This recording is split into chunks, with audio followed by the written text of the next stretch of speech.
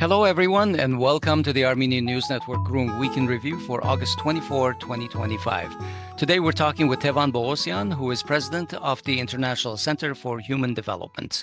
Hello, Tevan. Welcome to the Groong podcast. Hello, Asbed. Hello, Hovik. Thank you for having me today. Great to have you. Welcome, Tevan. Tevan and folks, we are going to, of course, cover the Trump corridor heavily in this episode. We know that we have a lot of international guests who are interested in this topic. So, but before we jump into specifics of that so-called, deal that was brokered in Washington, D.C., we want to sort of help portray or help convey the feelings of ordinary Armenians now living today and going through these times. In fact, last week, August 23rd, was the 35th anniversary of the Declaration of State Sovereignty of Armenia, the so-called Declaration of Independence, which was adopted on August 23, 1990. And it became permanently inscribed in the Constitution of the Republic of Armenia afterwards, and the Declaration of Independence. And now this is exactly the object of this desire by Aliyev and his puppet or his servant here in Yerevan, Pashinyan, to remove or extricate these clauses from the Armenian constitution or any essentially legal document of the Republic of Armenia. Specifically, it talks about the unification of Armenia and Artsakh. Pashinyan now says that he wants to end the struggle for Karabakh, and he says it flatly to the parents and family of the tens of thousands of people who gave their dearest over these last decades of war. He says it to all the people who just, even 4 years ago, this is after the 2020 war, believed him when he said that his platform for the 2021 elections was going to be about the occupation of Shushi and Hadrut. And now he says that he is the leader of an Armenia which will have peace imposed on it by force. And he says that if people don't like it, they can do a revolution. At the same time, dozens of people are in jail right now, particularly, for instance, Mikhail Serpazan. And what's his offense? According to Pashinyan, he called for a revolution. So this is the situation we're living in as Armenian citizens. And I wanted to ask Tevan your thoughts about the situation in general before we start talking about the details of the Trump TRIPP Trap, whatever it's called. Hovik, in reality, nothing, in my view, changed in Armenia after the loss of 2020 third war, 44 days war. I don't know how you do it. Armenia starting losing, and until we in power, we have a loser, Armenia would be losing again. The beaten guys would be always beaten at the negotiation table or in the field.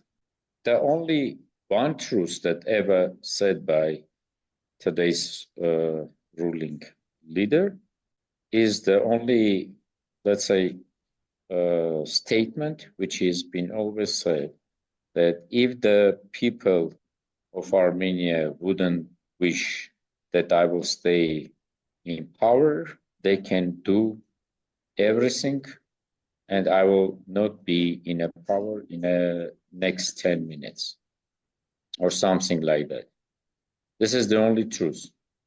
But unfortunately, he is a great manipulator, and by this manipulation, just to keep his chair or staying in power, is perfectly manipulating. And a lot of people, in my view, has been always with the same values. Let's do a small review. As of today, in 2025, August 25th, we have historically the smallest Armenia ever from the time of Tigran the Great from sea to sea, which meaning that we have been always the same in our value system. We have been always losers and always try to give up for something which is maybe in our value system has been different. And that's why he's easily manipulating. You can do the revolution, but he perfectly knows that if he would go with repressions, not only Mikhail Serpazan, Bagrat Serpazan also, a lot of other political prisoners now in the jail. Samvel Karapetyan as one of the greatest Armenian benevolent in the history of Armenia in the jail. And many, many of them are staying in a jail because he is manipulating with the logic and perfectly understanding the fear would run possibility to keep up this ruling regime in the power, and they are doing it. But in reality, how they wording it, how they covering the message, how they framing is different. Whatever is necessary, they will call it peace. I'm starting to coming to your Trump position. For Trump, there wouldn't be anything interesting in the logic of the peace in the Caucasus besides of making money.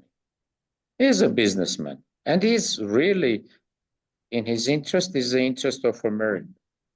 That's why if it's possible to get up guys to sell on them history of making money, let me do it. Guys, we will invest some millions for the road, but you will make much more money. And who is you when he's referring? Do you think that he's making a difference between Armenians and Azeris? Zero. In a 1 week time after the peace, so-called, I don't know it, how to say this, TRIPP or something like this signed, the same Trump. He forgot about Armenia. He didn't remember even the names. Albania and Azerbaijan. He wrongly pronounced two countries' name, which meaning that, guys, it's story about money. And in this regard, that story about money, which is very nicely presented as theoretical thinking. If there is a road, there should be a trade. It's meaning that someone would be making money. But who would be using that road? How it would be used? Which goods will go and come? Where this money would calculate it is not of any interest. In fact, Tevan, I want to tell our listeners, because we've talked a lot about this from many different angles, but one angle that I want to highlight today is that, in fact, most of the documents signed on that day in Washington are actually hidden. There are 3 documents. One of them was the Washington's involvement in the Crossroads of Peace. Another one on the so-called artificial intelligence and semiconductors. And third one on energy security. So Armenia and the United States signed 3 documents. None of them are public as of now. So this is more than 2 weeks later. Why is the Armenian government keeping the content of these agreements secret? Hovik, it's a new modern value of democracy. Keep everything hidden from your public. Haven't you heard that? I've been taught in my university time that democracy is about 3 golden rules. Public should pay taxes. If you're paying a taxes, public have to be informed. It's must of any government because they have these rights to be known, everything. But starting from the last 4 years, when the democracy beaten by the autocracy, but if there is an interest, then the other strong democracy like US are much more, or EU, supporting political prisoners, supporting political repressions, supporting hidden policies of the government and call them democracy. It's a new theory. It's a new world. This is the story. Like everyone knows about artificial intelligence, because there was an information that there would be 500 million investment. No one knows, is this deal signed finally? It's official or no? See, for example, just in one case, as you know, in 2015, there was a movement in Armenia about the Armenian electricity distribution system and sanctions. Everyone has been known, run by the Russian government, has sold to the Samvel Karapetyan for some amount, X amount, 300 million, 500 million. And then Samvel Karapetyan said that I will invest 500 million. There was a document and so on. The numbers there, documents there. Now, the only information that we have, some news in media. And because Facebook, Twitter, and everything now is newsmakers, you never knows what is published there. Is it true or not? But for example, let's imagine even in 1 year or 2 years, there would be this really artificial intelligence investment of 500 million. And what? The one who is investing, that system would be working for them. If it's American investment, then it works for America, not for Armenia. The same with road. Now, we knows that like the another document is about energy security or energy something. No one knows in reality. Some that it could be another nuclear power plant, build it, or maybe not even that, something else. No one knows. But it's energy. And the third one is even unknown. Some road. Who would be building that road? How the system would be working? Who will be paying? Why is this payment? Who is the decision maker? I don't know. But or even how long? Like Trump says 99 years. Pashinyan says nothing. You know, no one knows. Everyone is presenting because Trump's interest was Nobel Peace Prize. He got this letter. Nothing else. In a 1 week time, he didn't remember even names of the countries whose guys was there. But the second, the most important missing opportunity is that Azerbaijan get the right to make decision about Armenian roads, Armenian transit, or any kind of roads.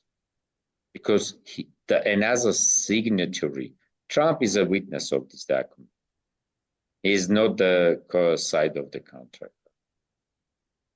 Aliyev is the side, which meaning that Aliyev once was able to stop one American investment in Armenia. 2 years ago in Yerazk, there was a factory that should be built for the metal production. They shoot it so many times until decision has been made to move the factory.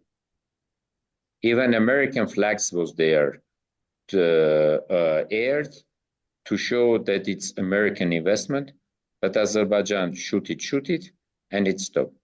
From that day, Aliyev is saying, I am deciding in which spot of Armenia, what kind of an institution you can build or business you can have.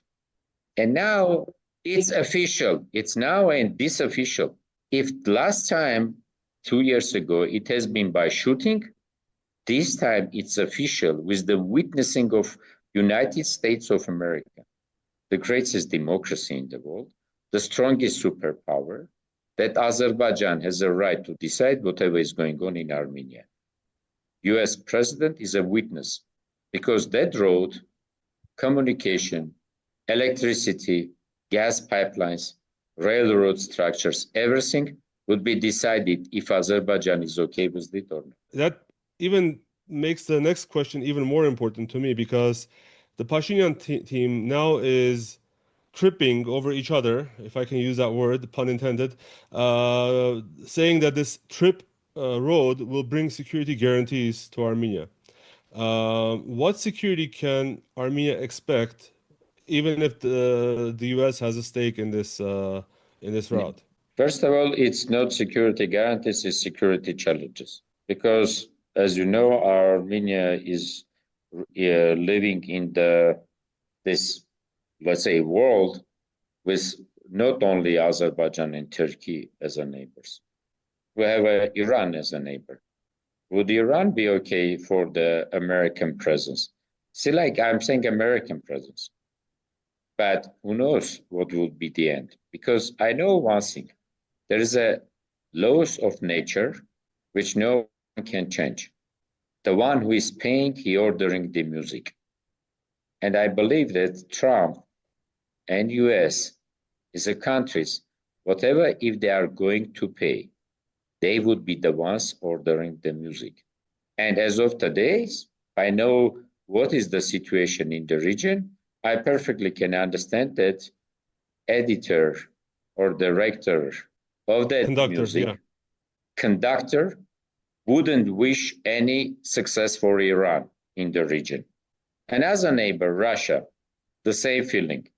Because whatever we're talking about, TRIPP or 3 other signed documents, finally, there should be some investment, which means someone would be paying.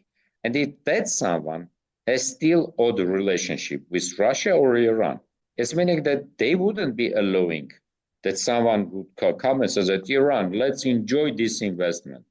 Let's benefit this investment. Use this road. Or Russia, please go and do. But besides of this, do you think that Russia is finished his presence in the region?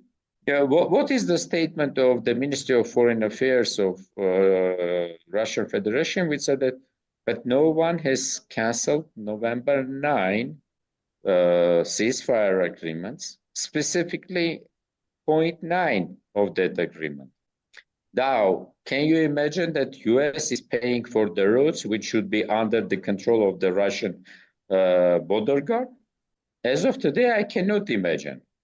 Then my question, guys, about what we're talking.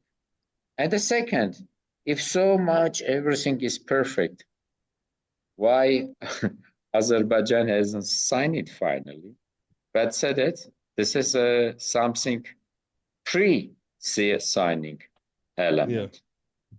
And if you coming the details, devil in details, check the statement of today's ruling dictator of Armenia in the White House at the table near Trump, and check the wording of our enemy Aliyev.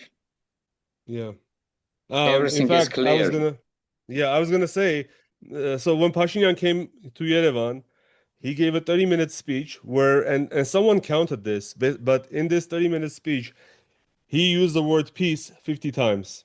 Aliyev came back. He went to Kelbajar, or Karvajar, Armenian Karvajar. He met with the implanted residents there, and in that speech, he used the word enemy about Armenia 4 times. Things like, we have defeated the enemy, we have forced the enemy to capitulate. So, exactly, my question is, how sincere is Aliyev, or even his stooge, his puppet in Yerevan, about peace? What kind of peace is being sold by both of these people? And is that even possible? Hovik, on your question, I would say that if you are really Armenian, you need to be feeling you so good that you got such an honest enemy. Aliyev always openly presenting what is thinking, what is real relationship, what is his real attitude, and what is real plans. It's a given kind of a. You don't need even have a special security or special forces to understand what is in mind of Aliyev.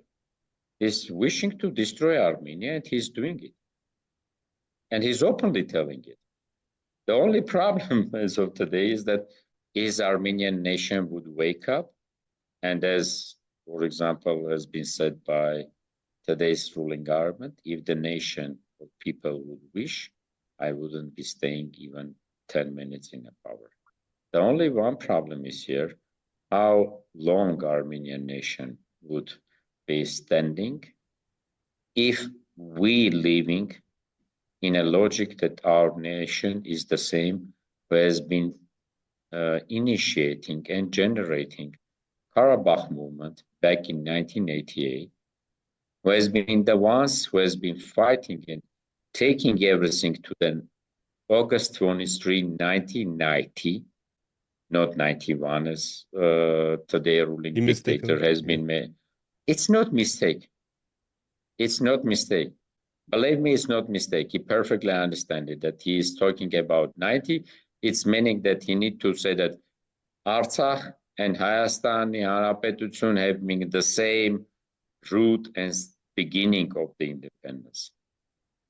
Artsakh movement was the base and foundation for the independence desire in the Republic of Armenia.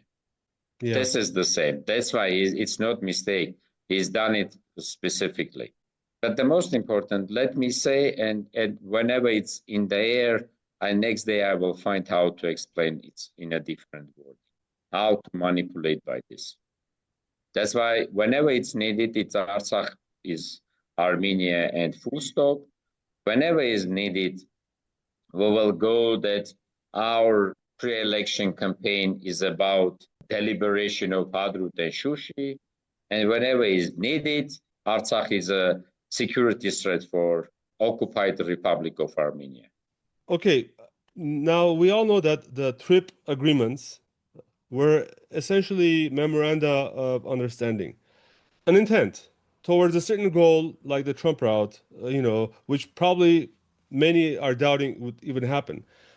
Key factors that could influence the outcome of how this goes could be like the outcome of the war in Ukraine, the outcome of parliamentary elections in 2026 in Armenia, perhaps even a renewed US-Israeli war on Iran. So there's a lot of things in the air right now. And I wanted to ask you, what do you expect the next stages of this Trump route agreement to be? And how would it unfold, in your opinion?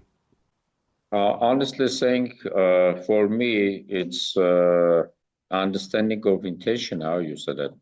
For example, when I was born, I've been living in Stepanakert and has been thinking how to rebuild and make a stronger my grandfather's house.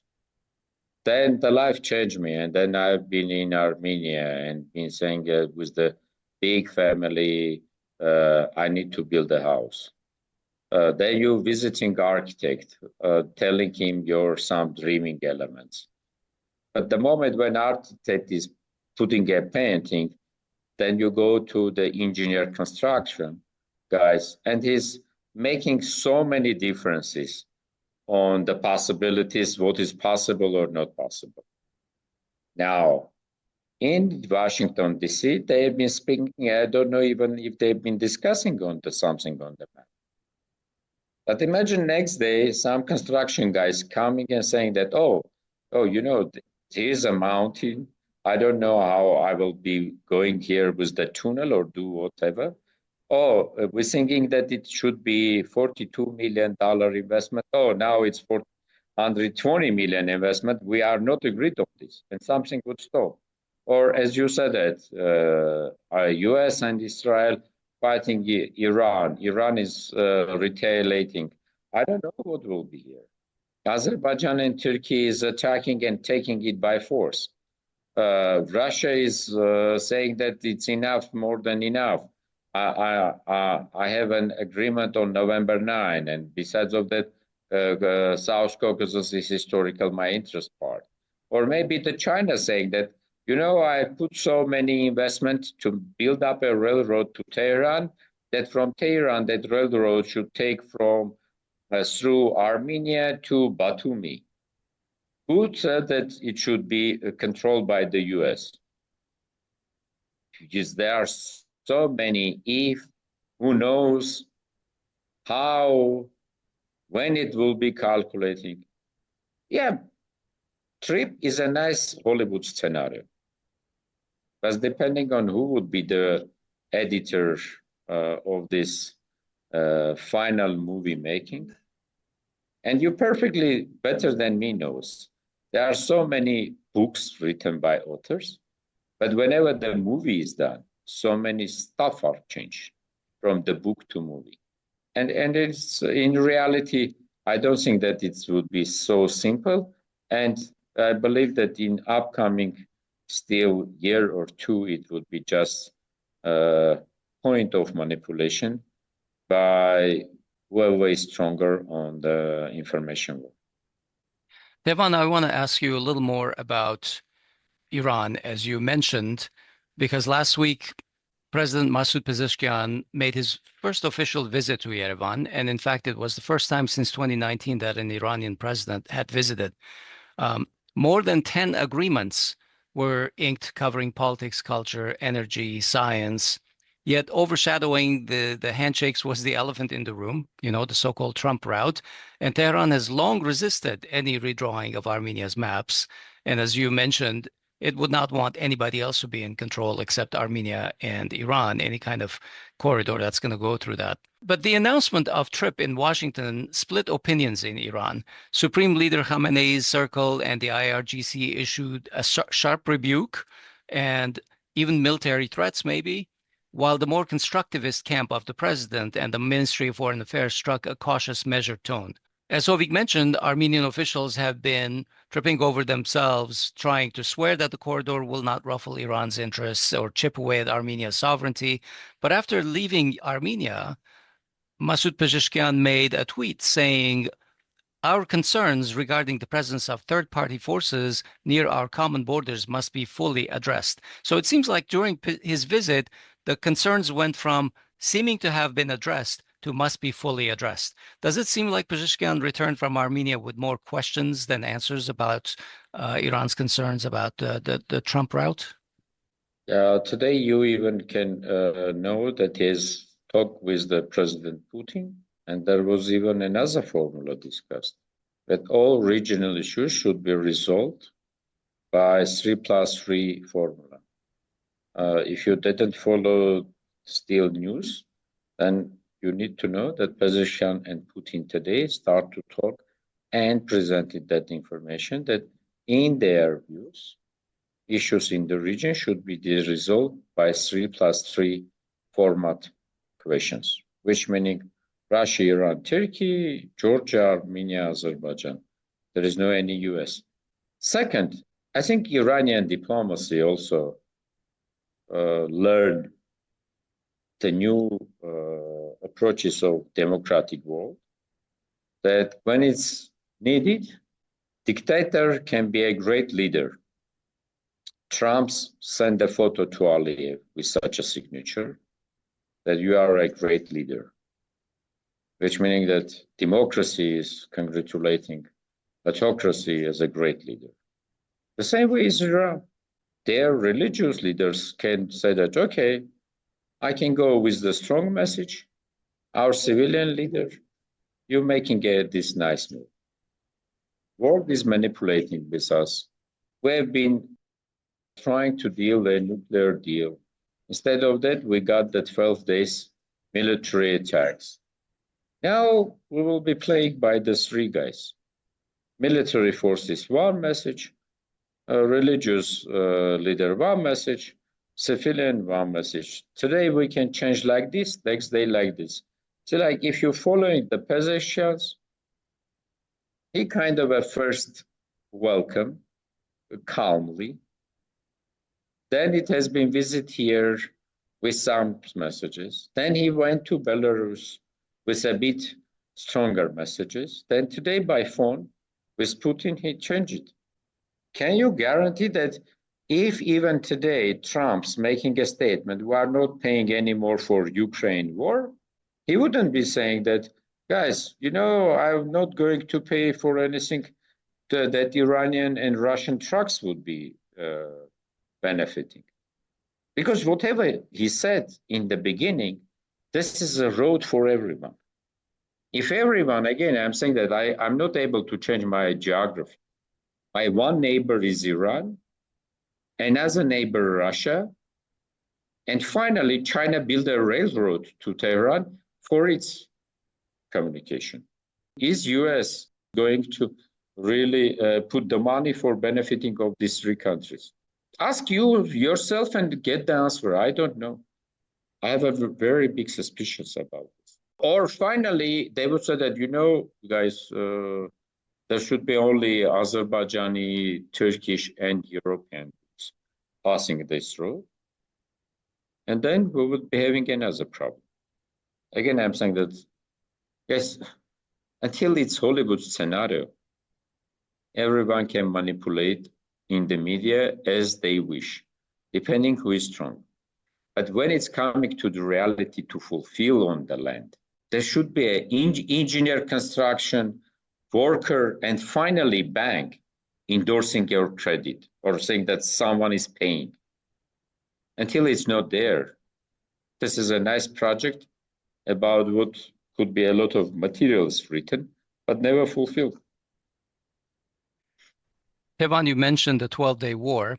There are a lot of concerns internationally that Israel's demands or concerns about the nuclear program in Iran have not been addressed with that war, and there could be another U.S.-Israeli aggression against Iran, possibly before the end of 2025 or maybe during 2026.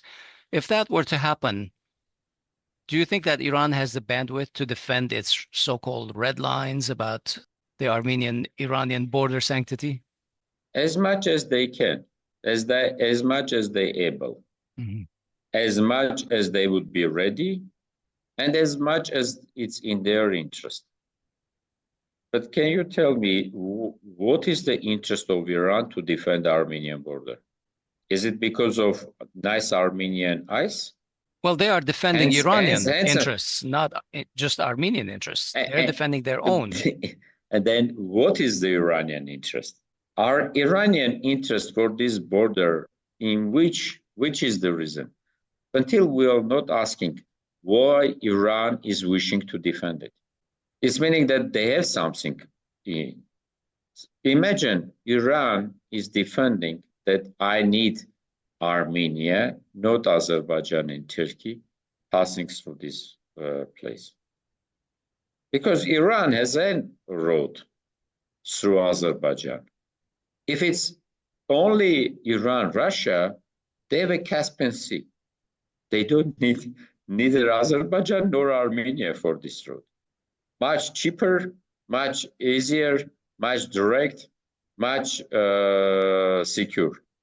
Iran has a Turkmenistan links go through the other places, which meaning that for Iran, there is something over which through Armenia should be something of this. And as I understanding, in the world, there is a consensus. Iran should be as much stronger as not allow Turkey to get high in the region. Turkey should be as much stronger, not allow Iran get high in the region. This means no one is going to destroy Iran. They will be keeping against Turkey, and no one is going to destroy Turkey against Iran. But all these games in all these parts will be the point. Yeah. All the strongest will get their interest. What will be the destiny of Armenia? Because for me, it's not an interest. Iran is benefiting, not benefiting of this. Turkey is benefiting, is not benefiting of this road. Azerbaijan is benefiting, not benefiting. Russia is benefiting, not benefiting. China is benefiting. For me, it's only one issue. Is Armenia benefiting? Absolutely. And when I'm finally understanding that Armenia is out of the game and everyone is deciding, and I think we have discussed this a few months ago, you can take one of our previous ones when I said it. In my view, there's an international consensus that the road should be working. And there is only one fight, who is controlling that road. And now we got that the two countries, US and Azerbaijan, make a deal. I don't know for which interest, but control should be under these two. First of all, Azerbaijan signed that they have a stake to permit or not permit or allow this. And America says, guys, good or bad, I will see whatever is possible to invest for this road exists. But it's not stopped. The conflict of controlling is still with Iran, Russia, Turkey, China, and many others who would be benefiting on this control. It's not about road, which meaning it's not about Armenia anymore, finally. Yeah, like you said, Armenia really is not at the table. It's actually on the menu, more than I think more than very anything soon else. it wouldn't be in a menu. It will be in the rubbish can. The issue is, would someone load Armenia? And I think once again we come to the point. Again, I'm said that I'm not so much genius as Pompey, but who said that if we will lose Artsakh, we will turn Armenian statehoodness last Absolutely. historical page, and we turn it. And that is We turn happening it, right now, right before yes, our and eyes. our enemies put the pen or pencil, or I don't know what kind of a stuff in the hand of this today's ruling dictator, and said that now fulfill. It's not Arat, it's Aragat. It's not genocide. Who knows this what? It's not Karabakh movement. It's not exist. As until he will say that it's not Yerevan and it's not Armenia Republic, and will make a full stop. That's why he's fighting against Tevan, independence I want to declaration. ask another question about Pezeshkian's visits, because right after going to Armenia, he went to Belarus and talked to Lukashenko there. In that visit, the two leaders decided that they want to increase trade across the border, the Eurasian Economic Union border between Iran and the Union, which is actually the Iran-Armenia border.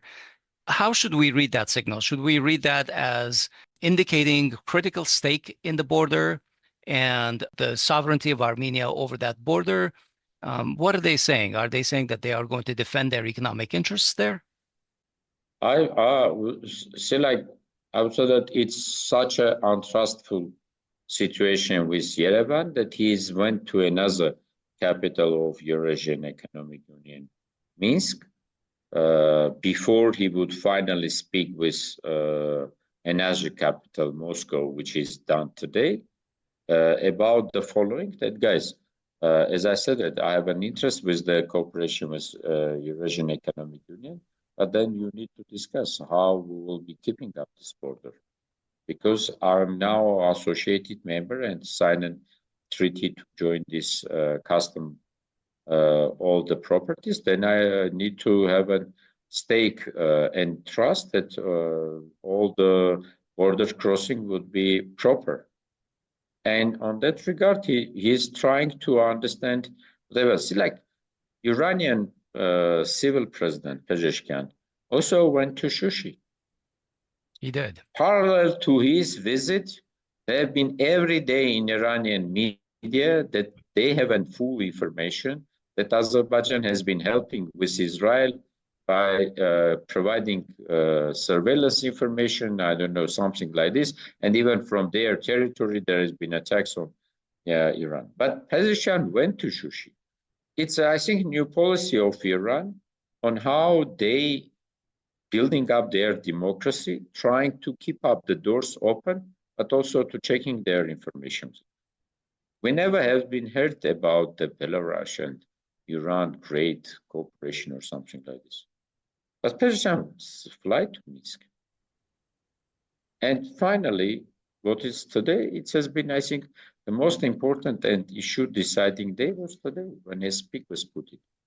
What is the real discussion? It's very difficult to say, but whatever has been interesting that for at least this region, they see the proper format for resolution of all issues in the 3+3 format and not anything else.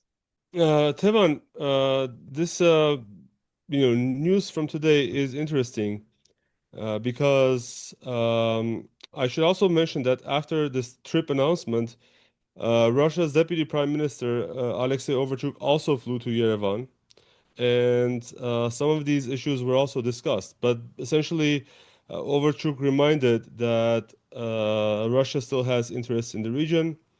There is the EAEU, and Russia has a base in Gyumri, and the economic dependence of Yerevan against Russia. And I understand that what you said, which is that Russia, said that things should be solved within the framework of 3+3. But Not what can Russia exactly only, Russia? Iran Yeah. also. But what can they do exactly? Are they willing to commit military resources? Because it seems like Turkey and Azerbaijan are very committed to committing military resources to get this thing done. Meanwhile, all we're hearing from Russia is very diplomatic language, to put it in mildly. Yeah. So there was a lot of very diplomatic Russian language because before the Ukrainian war. It's guys, it's very difficult to say that what Russia would do. There is one interesting proverb: you never would be able to understand Russia by brain. Умом Россию не понять.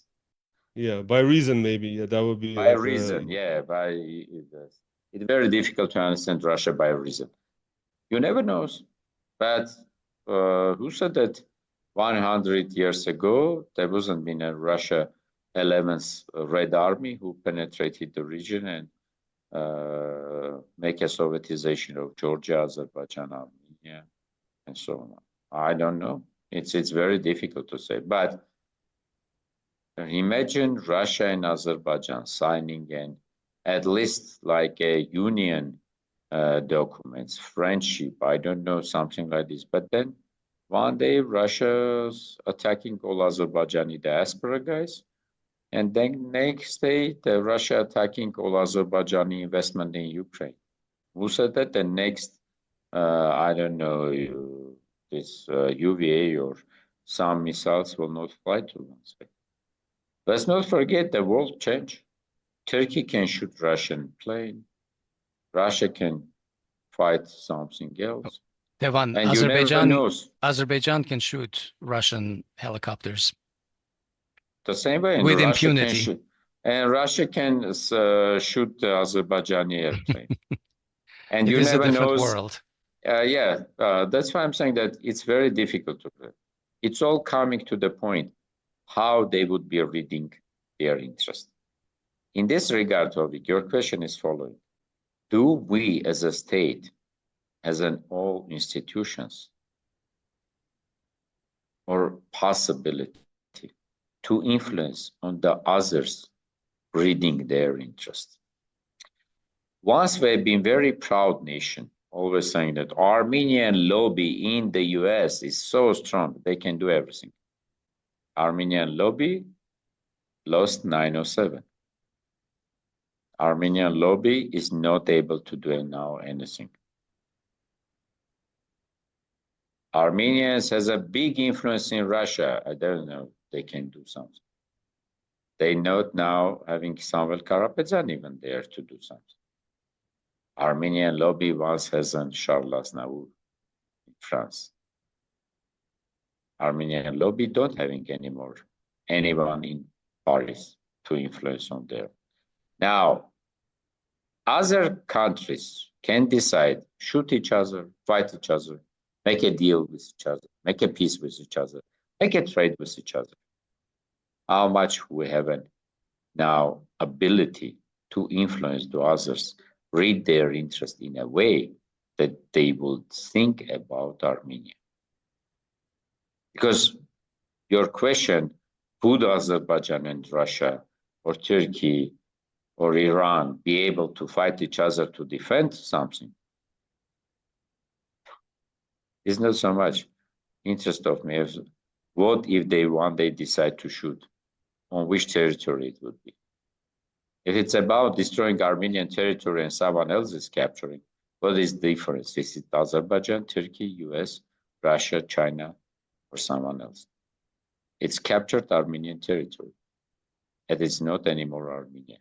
This should be our issue. And unfortunately, we're going to destroy. I say like we're discussing hypothetically about a 1 hour, about some peace treaty, but whenever it's coming to details, as you mentioned, we don't know the real documents wording. We don't know what it would become. We don't know what is the real plans. The only one thing that we really know is how Azerbaijan is happy about this. Now, by your own words, in Karvajar, Aliyev called us 4-time enemies. Can you imagine in one day Aliyev change and become such a peaceful dove that he's so happy about this trip? Just ask yourself, not me. Stand in the front of mirror. look at this and ask how it's possible that Aliyev be so happy about this document. Does it mean that there's something good for Armenia, or vice versa? Until any Armenians wouldn't be asking himself, wouldn't be changing himself, and wouldn't be honest by himself, we'll be losing and losing. From the sea to sea Armenia, becoming historically the smallest Armenia ever, and it will be still in the plans to become smaller and smaller. Let's wrap up our topics here. Let me give every one of you a chance to sound off and share something that's been on your mind with our listeners. Hovik, you want to go first? Well, as heartbreaking as the situation of Armenians under this occupation regime is, I have to take, it would be criminal not to mention that right now a genocide, a child-murdering, child-killing genocide is continuing unabated. In fact, it's being increased in Gaza. And I believe at least the conservative number is more than 19,000 children have been killed in Gaza since October 7, 2023. To me, it's beyond comprehension how this is allowed to happen. Maybe that explains why Artsakh was allowed to happen at the same time. Now, what's interesting is that even aid organizations are being instrumented to help the genocide continue.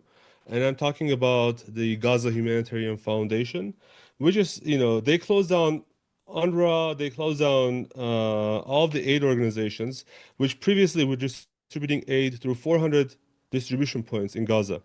And now there are only 3 or 4 distribution points, and they're all being handled by this organization called the Gaza Humanitarian Foundation.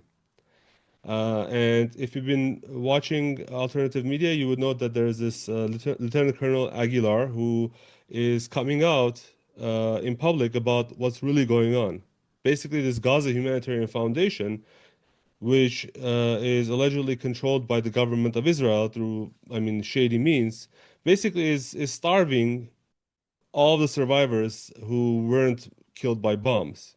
And what's even more reprehensible is that one of the people whose name is associated with this Gaza Humanitarian Foundation is a certain David Papazian, an Armenian, and I'm ashamed to say, son of famous diplomat Papazian, who was an acting foreign minister, Vahan Papazian, acting foreign minister. But more notoriously, David Papazian was also in charge of ANIF, Armenian National Investment Fund, and that they And now absconded there is millions. even criminal case against him is open, and now he's under the investigation.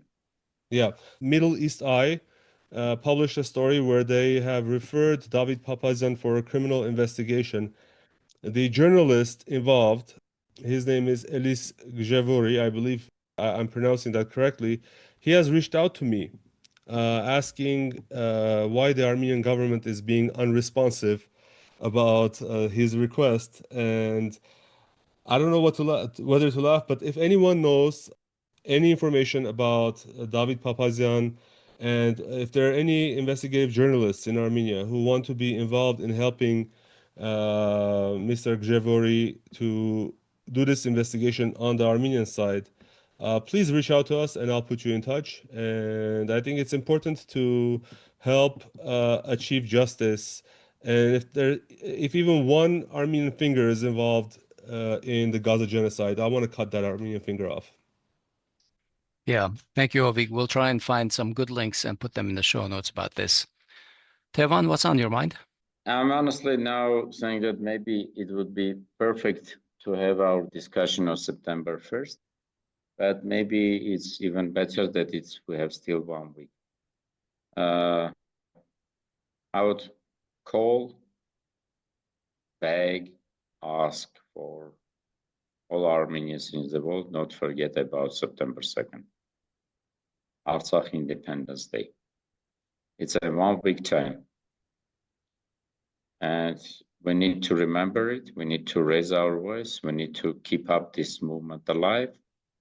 We need to keep up the pace, raise their voice about our prisoners in Baku, raise your voice against political prisoners in Yerevan, raise your voice against 150,000 refugees who see the genocide history and his life from ethnic cleansing, which took place only 2 years ago.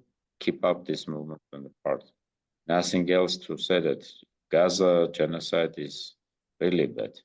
But guys, we have been 2 years ago in the same situation. I haven't been heard world and nations, other nations raising these issues. Yes, maybe we are not enough to having a CNN every day presenting that story. We have that type of person, Ruben Vartanyan, who, being under the blockade in Stepanakert, has been reaching much more international media than anyone else. And now Aliyev is trying to punish him for many, many issues, keeping him as a prisoner. Now, nation, if you are not even able to raise your voice and change the government, at least raise your voice and keep that part of our history and part of our story, part of our values, part of our identity, part of our homeland is now occupied. And we will never forget Artsakh, and we will not forget about Artsakh Republic Independence Day, and we'll be raising at least just with the memory of our national hero, saying that we are maybe physically now not in Artsakh, but if in our heart, mind, and soul, we will keep up our Artsakh, one day we will be able also to return it. Maybe with some generations, not in our own life who are sitting here in the studios to talk, but no one back in 1921 who wasn't been able to see the Artsakh as part of Armenia, their grandkids in 1991 fulfilled that dream. Maybe our next generation's grandsons, grand-grandsons would be able to do it. But for that, we need to keep this moment alive. That's why remember September 2nd, make the day of Artsakh, put the stories, use the Facebook, put the flag in your home, open up the Marlboro Bush vodka, drink Kataro, I don't know, do a lot of things, but live that day with Artsakh in your family. This would be my small request, call, and begging for my side. Thank you. On my part, you mentioned a little earlier that the Armenian lobby lost Section 907.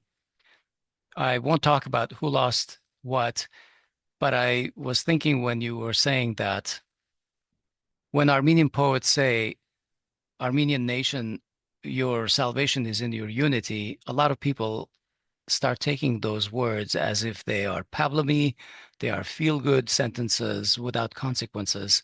And the reality is that today with the Armenian nation, the global Armenian nation, in this unity, when the diaspora is not connected to Armenia, Armenia is not connected to Artsakh, Artsakh is not connected to anyone, we fall. And this is what they mean. There are real consequences to not being a united nation. And we really, really need to think about what we have read in Armenian literature saying, Armenians, you have to be united. Okay? These are not feel-good words. These are consequential words with strategic consequences to all of us. So think about that and understand what they were saying and why we need to keep those things in mind. Thank you. Asbed, fully agree with you. And let me just say that after losing Artsakh, definitely 907 would be lost. And this is losing and losing policy which is going on. Once it has been there. Now it's so easy to change. But let me come up with my personal story. Back in 1997 and 98, I was Karabakh representative to the United States, living in Washington, D.C.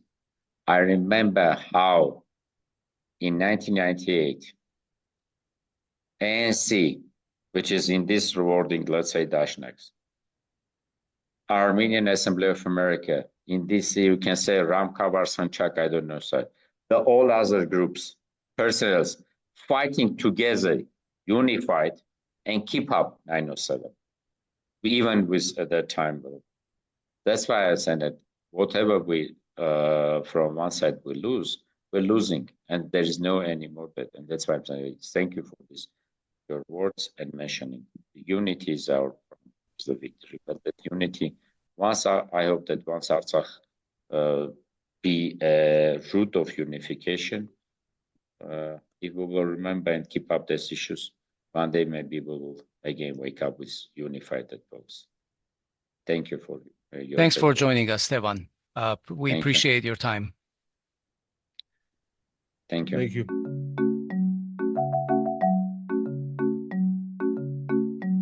Okay, Hovik, let's talk about the stuff that is too weird, too corrupt to leave out of the show. Let's do the kitchen sink. What do you have today? I want to begin by talking about this.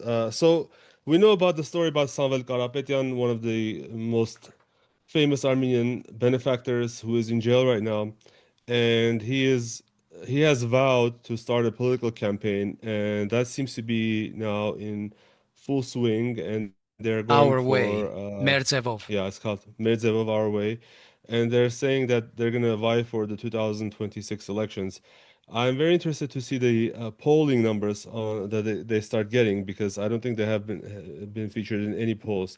But as part of that, so Narek Karapetyan, he is a businessman and a nephew of Samvel Karapetyan. He has been publishing regular video addresses talking about various issues, mostly from the perspective of business and economics, to challenge Pashinyan's mismanagement of the Armenian economy. And I was able to catch the latest video that he published. And to be honest, it's very logical, it's very clear, well argued. And unfortunately, that is very rare in Armenian politics today, because if you're a normal Armenian oppositionist, then you get all emotional and you start calling Pashinyan a traitor, which he is a traitor. He's a filthy traitor. But if you're Pashinyan, then you're going into populism. See, I'm gonna bring you peace. I'm gonna bring you peace. But Narek Karapetyan's video response is, to be honest, it's a breath of fresh air, if I may say so, and reasoned arguments about why Pashinyan is running the Armenian economy, at least to the ground. And one thing that he brought up, I hadn't thought about. If you remember, in 2024, he started doing these inspections of school construction sites, and he went in, he did a live video of himself on Facebook going, and then he pulled one of the hangers or one of the clothes hooks from a locker room, and it came off. And he made such a big deal about it. He fired the governor of the region, even where this construction was being done. And you would think, oh, that's good, right? The dictator is making sure that all the construction is happening. But what Narek Karapetyan was able to inform us was that act by itself raised the price of construction in schools in Armenia by 50%.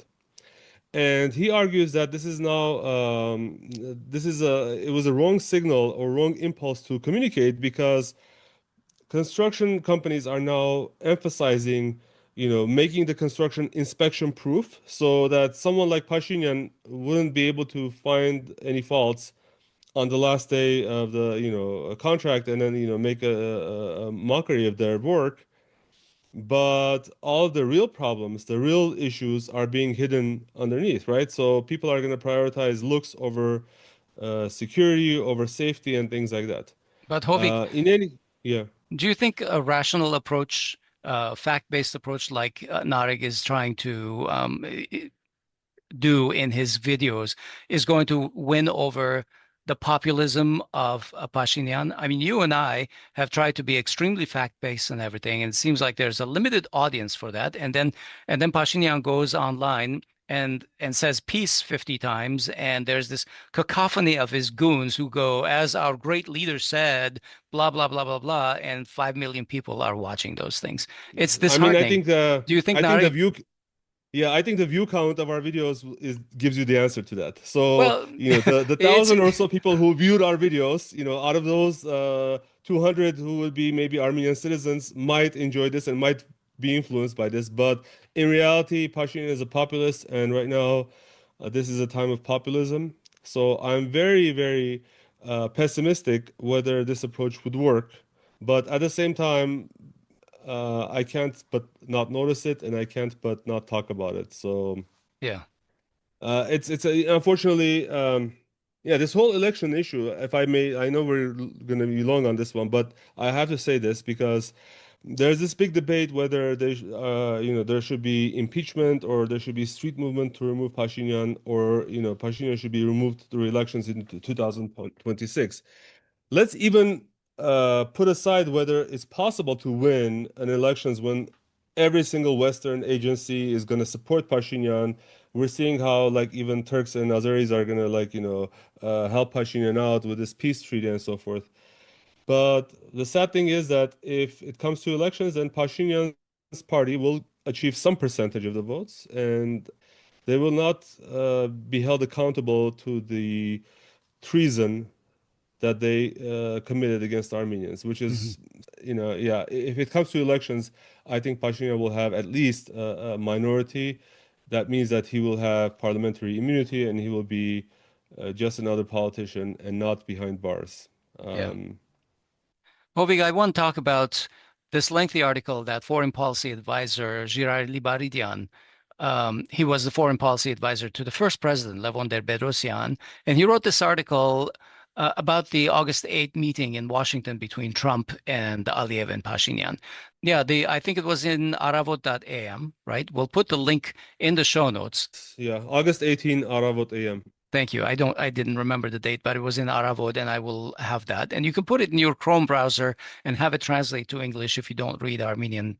But some of the points that he made, like when Libaridian says that the strength of the Armenia-Azerbaijan agreement is that it was hammered out bilaterally, or that trust between the two leaderships has increased. Frankly, I wasn't sure if I was reading Pashinyan or that Pashinyan wrote this for Libaridian, or if I was reading Libaridian, because the two of them are basically saying the same thing. He's going out there, Pashinyan is going out there and saying these things in his speeches, and Libaridian has written it in this article. So I don't know where the origin is, but it's really eerily the same. In any case, what's disturbing is that he pretends like the two leaders have been, quote unquote, working together. And I think this is a gross misrepresentation of what's been going on in the so-called negotiations between Aliyev and Pashinyan.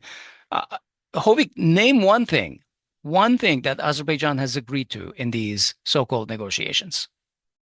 No, I mean it has been basically a session of threats and capitulation. So I mean I think that many people know that Libaridan is not my one of my favorite people in the world, and he has always been saying that we have to capitulate on everything and give up any of our demands in order to satisfy Turkey and Azerbaijan. Or let me put it this way, like he has had the most pro-Turkish positions over the last 35 years. And at some point it becomes a self-fulfilling prophecy. I also cannot name a single concession that Aliyev has made. In fact, just what, 3, 4 days ago, 5 days ago, he went to Kelbajar, as you mentioned, Karbajar, and he's saying that we made the enemy capitulate. I mean, it's clear as day as to what he's thinking.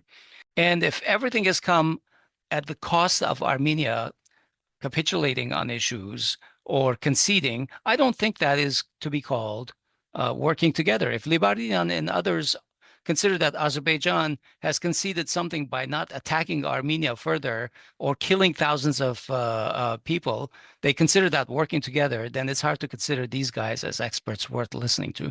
And that's just my opinion.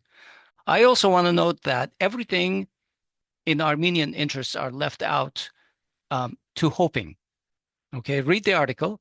Libaridian hopes that POWs will be released. He hopes that Azerbaijan will decide that the constitution is not such an important issue and they will drop it. He hopes that Turkey will open the border and so on. He also mentions that neither the US nor anyone else has the will to impose compliance with this agreement on the two sides, Armenia and Azerbaijan. So if hope can be considered a strategy, you tell me about that. That's new to me. There have been reports, Asbed, that Libaridian has been seen a lot in the company of the Foreign Ministry of Armenia, and he's known to be advising the team.